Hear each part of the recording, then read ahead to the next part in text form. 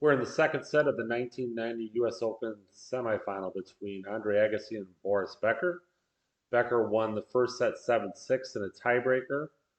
And so we moved on to the second set, and this was definitely Agassi's set. He did quite well. He maintained his level from the first set, and Becker definitely took a dip.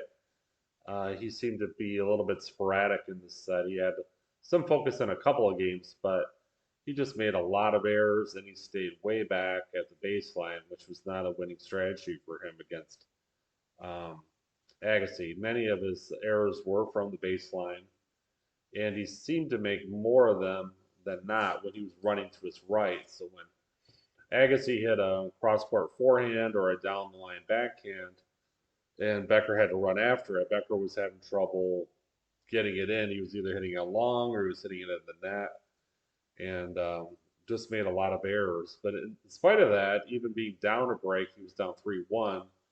He got broke back to get back to 3-3. And in one of those games, he was just on fire. I mean, it just showed how much talent he had, how much ability he had. Some of these games, he just hit four winners, including aces against Agassi. If he, I think he was almost to an extent enchanted by his own talent because if he could stay back at the baseline, and once in a while he just hit these amazing shots that you wouldn't see anybody else hit as hard and as accurate as they are. A backhand down the line or a backhand cross court, his forehand, he hits some shots that's so hard and so flat and powerful, but so graceful too. It was just you're just like, I wish I could do that all the time, but he couldn't in this set at least. And there were a couple of instances too where he's talking to himself. He had some complaints about line calls on both the replays. It looked like his shots were Agassi's shots were in that Becker thought were out. He was complaining about that. And then in the last game of the set, where Becker was still trying to hold on and serve, Agassi hit just a couple of awesome winners. So good set for Agassi. Just one other comment about the commentating I've noticed. I enjoy the CBS crew. Um, in the 80s, it was mostly Summerall, Traver, and then John Newcomb. And then they added, Nuke went out and they added in Mary Carrillo, who I like as well. It's just kind of an odd group because none of them really takes the lead on the play-by-play.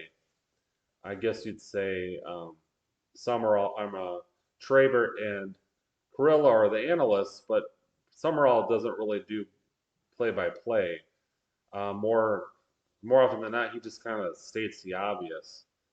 Um, he's kind of like the guy down at the end of the bar that just kind of repeats what other people say or kind of rephrases it, or he's like, "Yeah, man, you're right," and he doesn't add a whole lot to the broadcast, but he's so cool and so easygoing. He kind of fits in well, and it's a very easygoing experience watching the match.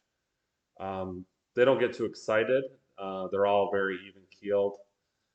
So you just kind of get the excitement out of watching the match itself. One other point I wanted to bring up is this video that Andre Agassi says that he could read Becker's serve, and I've watched that a little bit closer because Becker would kind of rock back and forth before he served, and he'd hold his tongue like that, and hold his tongue like that, and Agassi had a way of reading, depending on which way Becker was sticking out his tongue, he would know where he was serving to.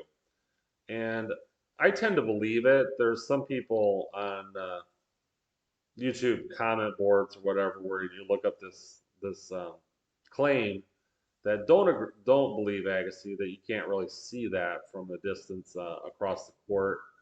But I kind of sense that on some second serves in some key situations, Agassi did actually know where Becker was serving to because he could just load up and you could just kind of see him take a couple steps just at the right place and then set up for his boom, return of serve.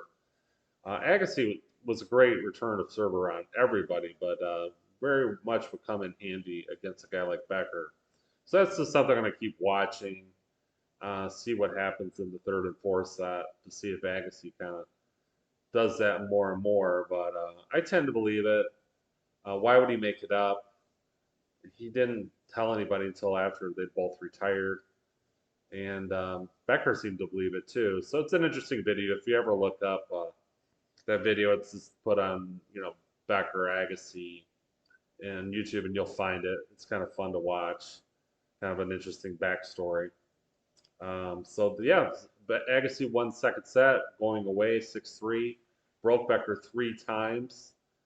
So we'll see if Becker can get on track, get his mind focused back on the match, and figure out how to play more consistently. Otherwise, I think he's going to be in trouble against Agassi because Agassi looks pretty solid here today, and it's going to take a pretty solid effort from Becker to be able to knock him off. On to the third set.